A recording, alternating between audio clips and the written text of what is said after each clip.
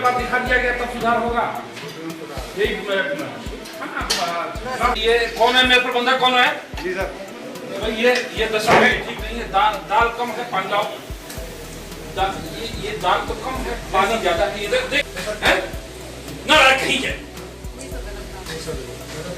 ये क्या है? ये दाल है। ये नेनुआ की सब्जी, तुरैया बोलते हैं ना इसको। भाई ये तो बड़ी खराब दशा। ये कैसे कर रहे हैं भाई आप लोग? क्यों इतना बताने में आप लोगों को क्या दिक्कत आ रही है? ये दशा है। दोस्तों नमस्कार, हमारा नाम योगेश शुक्ला है और आप इस समय निष्पक्ष संदेश देख रहे हैं। आज हम आपको काला सच में दो चीजें बताएंगे। अक्सर आप लोग देखते होंगे कि पुलिस विभाग और आर्मी विभाग में आए दिन सैनिकों के साथ खान पान को लेकर किस तरीके भ्रष्टाचार किया जाता है, इसके संबंध में।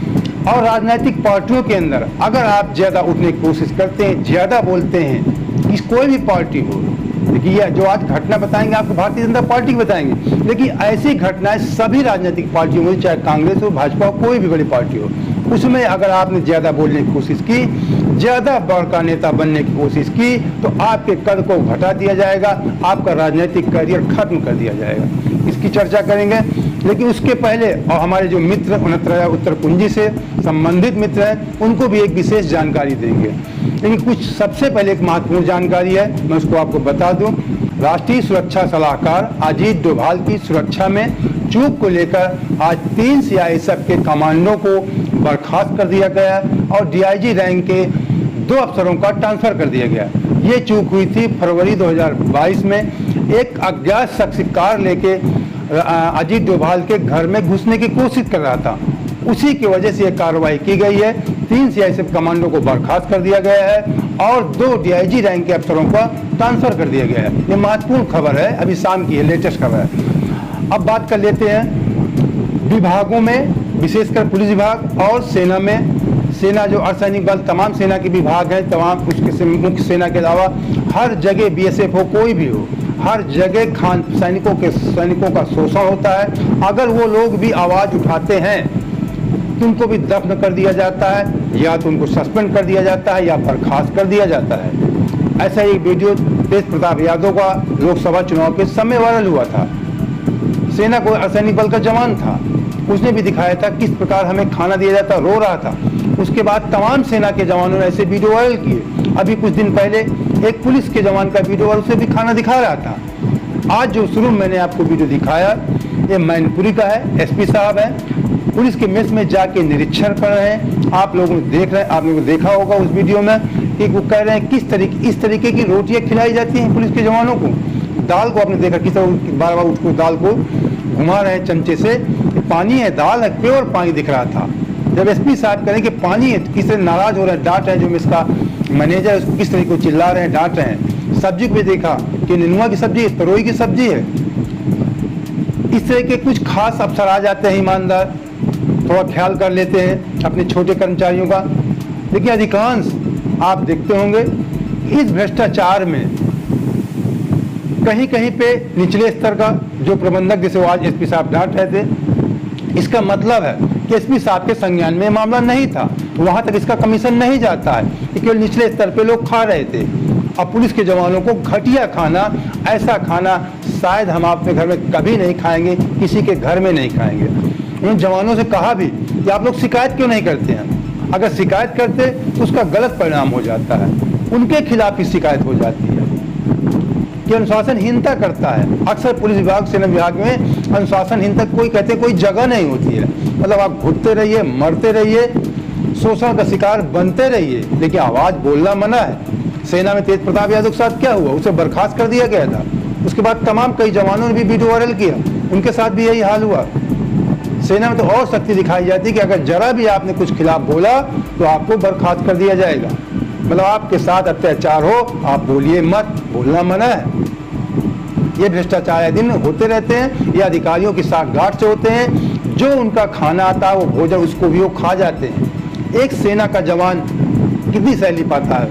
30,000 25,000। उसी बार पुलिस का कर्मचारी भी 30,000 25,000 सैलरी पाता है। ये लोग, उनकी सैलरी लाखों में होती है, उसके बाद ही उनके खाने को ये लोग, अधिकारी लोग खा जाते हैं। कुछ ऐसे जो मैनपुरी के एसपी के ऐसे कुछ अधिकारियों को छोड़कर अधिकांश ऐसी जगह होता है, उनका खाना कहाँ चला जाता है, जबकि गवर्नमेंट से एक बेहतरीन भोजन के लिए उनकी व्यवस्था की जाती है सेना के जवानों के लिए। इसी प्रकार ये तो मैंने आप भ्रष्टाचार बताया सेना के अंदर का और पुलिस विभाग के अंदर का। इसी प्रकार राजनीतिक पार्टियों में भ्रष्टाचार होता है। भ्रष्टाचार उसको नहीं कह सकते आप, देखिए आपके कद को अगर आपने बोलने की कोशिश की, अगर आपने आवाज़ जरा भी बुलंद की और निष्पक्षता बहुत दिखाई तो आपका कद छोटा कर दिया जाएगा। ऐसा ही हाल भारतीय जनता पार्टी में हुआ है।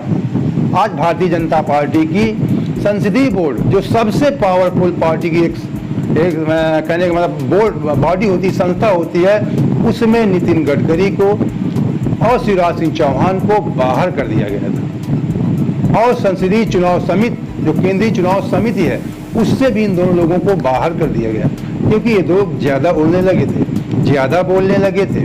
अभी गडकरी साहब तो अक्सर उनके विचार हमें अच्छे लगते हैं, निष्पक्ष रूप से बोलते हैं, अभी पार्टी के लोगों को उनके विचार नहीं अच्छे लगते।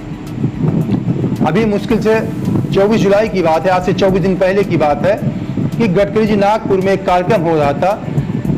उस कार्यक्रम के दौरान उन्होंने कहा था कि लगता है मैं राजनीति छोड़ दूं। उन्होंने कहा कि आज की राजनीति केवल सत्ता के लिए होती है, बापू के समय की राजनीति देश, समाज और विकास के लिए होती थी। अब राजनीति से मन भर गया है। राजनीति के बाहर भी तमाम कार्य होते हैं समाज सेवा के, उनको किया जा सकता है। उनके स्टेटमेंट थे। अब राजनीति में रहकर वो ऐसी बात कर रहे हैं, इशारों में बात कर रहे हैं। मैंने शायद वीडियो भी बनाया था, इशारों में उन्होंने कहा था कि आज की राजनीति सत्ता के लिए होती है। अब किस उनके पार्टी के अंदर भी होती है, कहीं कम होता है, कहीं ज़्यादा होता है। सत्ता केवल सत्ता मिलनी चाहिए, हमारा फला राज्य में हमारा मुख्यमंत्री बनना चाहिए, हमारा प्रधानमंत्री बनना चाहिए, देश तबाह हो जाए। आज समय आप देख रहे हैं बेरोजगारी, महंगाई कैसी चल रही है, लेकिन सत्ता मिलनी चाहिए। हो सकता है उनका मन भी कुंठित हो, तभी उन्होंने कहा कि आज की राजनीति केवल सत्ता के लिए होती है। ये नितिन गडकरी जी ने कहा था। और उन्होंने राजस्थान में विधानसभा में एक कार्यक्रम के दौरान उन्होंने ये भी कहा था कि सब लोग दुखी हैं। जो मुख्यमंत्री बन जाता है उसको डर रहता है कि कहीं हम ऊपर से हटाने दिए जाएं।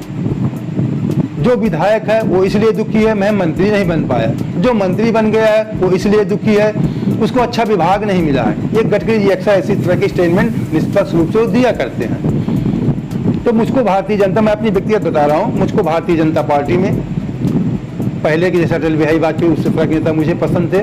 गडकरी जैसे लोग हैं, मैं अक्सर गडकरी की तारीफ किया करता हूँ, मैं उनको सम्मान करता हूँ, बहुत अच्छे नेता हैं। इसके पहले भी उनके कई स्टेटमेंट सुन चुका हूँ, जो एक निष्पक्ष रूप से बात करते हैं, पार्टी से हट के बात किया करते हैं। तो संसदीय समिति में उनकी जो आज संसदीय समिति उस संसदीय समिति सुन लीजिए, उसमें मोदी जी, राजनाथ सिंह, अमित शाह, जेपी नड्डा, इन लोगों को नहीं हटाया जा सकता। ये सीट्स है ना, सब जानते हैं आप लोग। जेपी नड्डा अध्यक्ष है, वो है संसदीय बोर्ड की समिति में। प्रधानमंत्री नरेंद्र मोदी जी भी हैं और राजनाथ सिंह जी हैं, वो गुजरात से आते हैं, यूपी से। अमित शाह जी हैं, बीएस येदियुरप्पा कर्नाटक से आते हैं, अमित शाह जी गुजरात से आते हैं, बीएस येदियुरप्पा ये कर्नाटक से, इनको भी शामिल किया गया है संसदीय बोर्ड में। सर्बानंद सोनोवाल असम से। इस बार भारतीय जनता पार्टी में नॉर्थ ईस्ट को भी साधने का, उत्तर पूर्व के राज्यों को भी साधने का प्रयास किया गया है। उनको जगह दी गई सर्बानंद सोनोवाल को, जो वहाँ के पूर्व सीएम हैं असम के, उनको भी साधा गया है। इसके बाद एक नया चेहरा पहली बार शामिल हुए हैं, वो हैं इकबाल सिंह लालपुरा, पूर्व IPS हैं। अल्पसंख्यकों को साधने का प्रयास किया गया है, विशेषकर सिख समुदाय को। के लक्ष्मण ये राष्ट्रीय अल्पसंख्यक आयोग के अध्यक्ष हैं इकबाल सिंह जी। के लक्ष्मण तेलंगाना से हैं, इनको भी शामिल किया है, भाजपा OBC के मोर्चा के राष्ट्रीय अध्यक्ष हैं। ये संसदीय बोर्ड के लोग हैं, जिन लोगों को 11 संसदीय बोर्ड 11 लोगों बनाई गई, 11 लोगों को शामिल किया गया है। केंद्रीय चुनाव संसदीय समिति इनकी 15 लोगों की बनाई गई है। ये 11 लोगों के नाम मैंने आपको बताया। सुधा यादव भी केंद्रीय संसदीय बोर्ड में है, हरियाणा से हैं, ये पूर्व सांसद हैं। इसके बाद सत्यनारायण जाटिया हैं, MP के 7 बार सांसद हैं। BL संतोष सचिव कर्नाटक से हैं, ये RCS के बड़े नेता हैं। इन 11 लोगों को संसदीय बोर्ड में शामिल किया है। जिसमें प्रमुख नाम वाजपेयी जी, मोदी जी हैं, नड्डा जी हैं, राजनाथ सिंह, अमित शाह जी, ये तो मेन नेता हैं। बाकी मैंने आप 11 लोगों के नाम बताए। इसके बाद केंद्रीय चुनाव समिति की भी इनकी लिस्ट जारी हुई है, जिसमें उसमें भी नितिन गडकरी जी को और शिवराज सिंह चौहान को बाहर किया गया है। अगर आप बड़का नेता बनेंगे तो आपका कद खत्म कर दिया जाएगा, आपका राजनीतिक करियर धीरे धीरे समाप्त कर दिया जाएगा। संसदीय चुनाव, केंद्रीय चुनाव समिति में मेन रूप से वही लोग हैं ज़्यादातर, मैं आपको बता रहा हूँ। जेपी नड्डा जी हैं, मोदी जी हैं, राजनाथ सिंह जी हैं, अमित शाह जी हैं, BS येदियुरप्पा जी हैं, सर्बानंद सोनोवाल जी हैं। ये 15 लोग हैं जो जिनको केंद्रीय चुनाव समिति में शामिल किया गया है। के लक्ष्मण है, इकबाल सिंह है, लालपुरा हैं, सुधा यादव हैं, वही है, सत्यनारायण हैं, BL संतोष ये भी हुए हैं, भूपेंद्र यादव राजस्थान से राज्यसभा सांसद, ये इसमें, क्योंकि वो 11 लोग, ये 15 लोगों की समिति है, इसमें 4 लोग बढ़ाए गए हैं। ये राजस्थान से भूपेंद्र यादव जिसमें बढ़ाए गए हैं, देवेंद्र फडणवीस भी इसमें बढ़ाए गए हैं, ये भी केंद्रीय चुनाव समिति में शामिल किए गए हैं। महाराष्ट्र से, अब महाराष्ट्र से वो भी आते हैं, गडकरी जी, इन गडकरी जी का कद कम किया गया है। ओम प्रकाश राजस्थान से, ये भी, इनको भी शामिल किया गया है राजस्थान से केंद्रीय चुनाव समिति में। वंथी श्रीनिवास तमिलनाडु से, इनको भी शामिल किया गया है। इस प्रकार भारतीय जनता पार्टी की 15 सदस्यीय केंद्रीय चुनाव समिति बनाई गई, 11 सदस्यीय संसदीय बोर्ड समिति है, जिसमें से गडकरी जी, शिवराज सिंह चौहान को बाहर कर दिया गया। ये काला सच है राजनीतिक पार्टी, मैंने आपको बताया। ये अभी ये तो भारतीय जनता पार्टी की बात बताया, ऐसा कांग्रेस में भी होता है, ऐसा कांग्रेस में भी होता है, लेकिन कहीं कम कहीं ज्यादा, मैं उसी पर बताया ना। इसी तरह आप देख रहे हैं कि पूरे देश में राज्य सरकारें गिराने का काम हो रहा है, कांग्रेस काल में भी होता रहा होगा, थोड़ा कम आज ज्यादा हो रहा है, वो अलग बात है।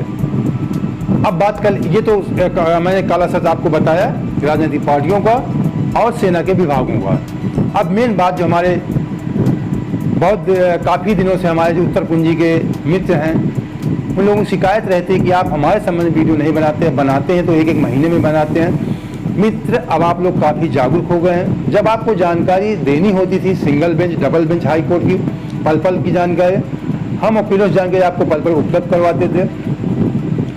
इस समय कोई खास जानकारी नहीं होती हैं, जो होती भी हैं तो हमारे तमाम मित्र हैं यूट्यूबर, वो आपको दे देते हैं। उसके अलावा आप सब एक ग्रुप में जुड़ चुके हैं, हमें जानकारी है, ग्रुप के माध्यम से आपको मैसेज वायरल कर दिया जाता है और कोई खास बात होती नहीं है। लेकिन आज मैं जो आपको बताया बहुत खास बात है, इसको आप ध्यान से सुन लीजिए। उत्तर पूंजी के हमारे मित्र हैं, सबसे पहली बात आप सुन लीजिए कि आपने सारे कर्म कर लिए हैं, कर्म कुछ आपका बचा नहीं है। आप double bench, single bench, double, हर जगह लड़ाई लड़े, धरना प्रदर्शन किया, सब कुछ किया, सुप्रीम कोर्ट की एक लड़ाई लड़ी, इसमें जीत चुके थे आप शेख श्रीवास्तव मैटर में। अब दूसरी लड़ाई सरकार ने अपना विश्वासघात किया, सरकार गई, इसमें भी आपकी डेटें बढ़वाई गई 2 बार सरकार ने। आप ये सब कुछ चाल के तहत हो रहा था, इसमें भी आपने पूरा जोर लगाया, आपने डेट फिक्स करवाया, आपकी टीम लीडर ने मेहनत किया, आप लोग भी मेहनत कर रहे हैं, आर्थिक, शारीरिक, मानसिक हर तरीके आपको शोषण करने का प्रयास किया गया। आप लोग हताश नहीं हुए, इसलिए आप धन्यवाद के पात्र हैं। लेकिन कहते हैं कि जब कोई हमारे घर का, मैं एक उदाहरण, जैसे मरीज होता है, जब डॉक्टर जवाब दे देते हैं, जब दवा काम नहीं करती तो सिर्फ दुआ काम करती है। हम यही कहते हैं, हे भगवान हमारे मरीज को ठीक कर दीजिए। तो अब सारे कर्म आपने कर लिया है, अच्छे से अच्छे आपने वकीलों को कर लिया है, सुप्रीम कोर्ट में टॉप मोस्ट वकीलों किया आपने। अब केवल एक ही विकल्प बचता है, दुआ। मैं सब आपसे निवेदन करता हूँ कि सब आप पढ़े लिखे हैं, जिसको भी आप मानते हो, मैं किसी देवी देवता, किसी धर्म की बात नहीं करता हूँ, किसी भी धर्म में है आप, किसी भी धर्म में है, किसी भी देवी देवता पूछते हैं, उनसे आप प्रेयर कीजिए, प्रार्थना कीजिए कल सुबह सुनवाई के पहले कि हे ईश्वर, हे भगवान, हे गॉड, हे अल्लाह, जिस रूप में आप पूछते हो जिसको, हमारी विनती सुन लीजिए, हमें सफलता प्रदान कीजिए। मैं जानता हूँ आपके टीम लीडर, इस सारे लोग बहुत अच्छे व्यक्ति हैं, अच्छे नेचर के हैं, धार्मिक भावनाओं में जुड़े रहते हैं, तमाम तरह की मान्यताएं वो लोग भी माने हैं, आप लोग भी, मैं जानता हूँ तमाम लोग, हमारे जितने भी तमाम लोगों के अपने स्तर की तमाम मान्यताएं होंगी। लेकिन कुछ लोग इसमें, मैं जानता हूँ कुछ लोग हैं आपके बीच में जो नास्तिक हैं, जो देवी देवताओं को, ईश्वर को नहीं मानते हैं, लेकिन कोई ईश्वर तो है जो हमें आपको चला रहा, संचालित कर रहा है। वही ईश्वर है, उसी को मैं शिव कहा करता हूँ, उसी को आप गॉड कह सकते हैं, अल्लाह कह सकते हैं, कुछ भी कह सकते हैं आप।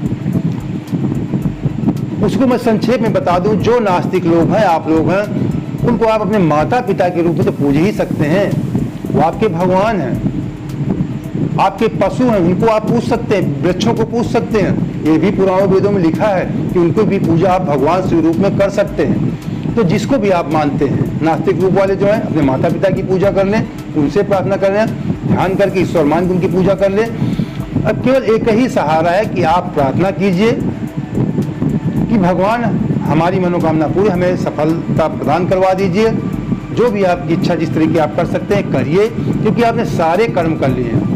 अब केवल आपकी केवल प्रार्थना भगवान के पास बची, वही आपकी सफलता निश्चित आपको दिलाएंगे, ये मेरा आत्मविश्वास है। तो उम्मीद करता हूँ कि आपको वीडियो अच्छा लगा होगा। पहली बार जुड़े हमारे साथ तो चैनल सब्सक्राइब कर लीजिए, लाइक करके मेरे दोस्तों को शेयर भी कर दीजिए। जय हिंद, जय भारत।